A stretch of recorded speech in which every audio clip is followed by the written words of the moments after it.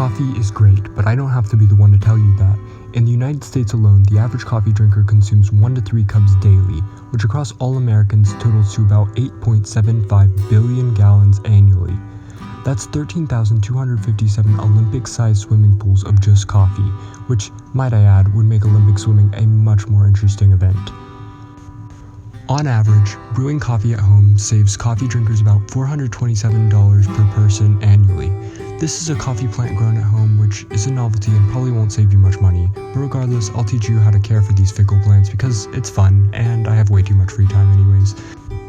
Oh, and by the way, for those of you who don't already have coffee plants, I've got you covered. I'll leave a link in the description to where I got mine, as well as a few other good, trusted vendors.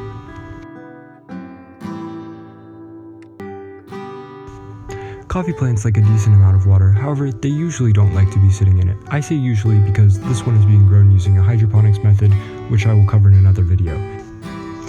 Anyways, try to water weekly in the cooler seasons like late fall, winter, and early spring, and every 3 to 4 days in the warmer seasons like late spring, summer, and early fall. Plants do most of their growing during this time period, so it's important to give them plenty of water and fertilizer. Coffee plants like to be fertilized about once a month most of the time, but when they are in their growing phase in the warmer seasons, they benefit from being fertilized every 2 weeks. I use organic tropical fertilizer, the brand of which does not matter. This can be substituted for general purpose or indoor organic fertilizer if that is unavailable. The organic part matters because it helps to start colonies of beneficial microbes in the soil. However, if organic fertilizer is unavailable to you for any reason, diluted all-purpose fertilizer works just as well.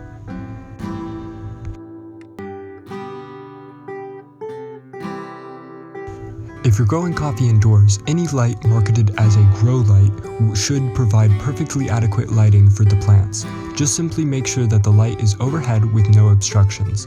If you live in a tropical climate where coffee can be grown outdoors, then an area that is partially shady with 3 to 5 hours of direct sun should work just as fine.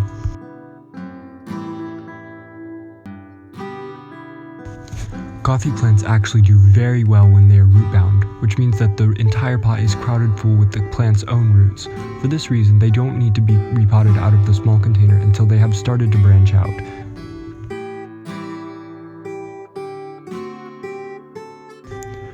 Coffee plants prefer to stay above 60 degrees Fahrenheit or 16 degrees Celsius at a relative humidity of more than 40%. If you can't monitor these details, that's alright, since that's more or less the conditions inside most homes, although you may need to increase humidity with a humidifier or a diffuser.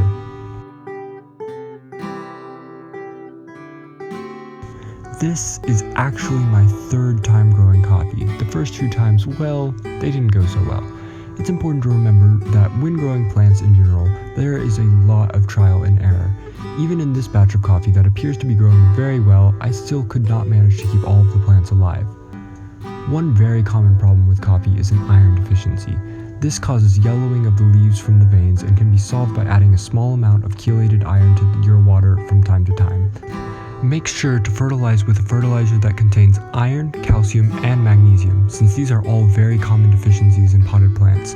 The only other common problem is fungus. This can cause necrosis, which is where the leaves get all brown and crunchy like bad granola, but this can be solved with better air circulation.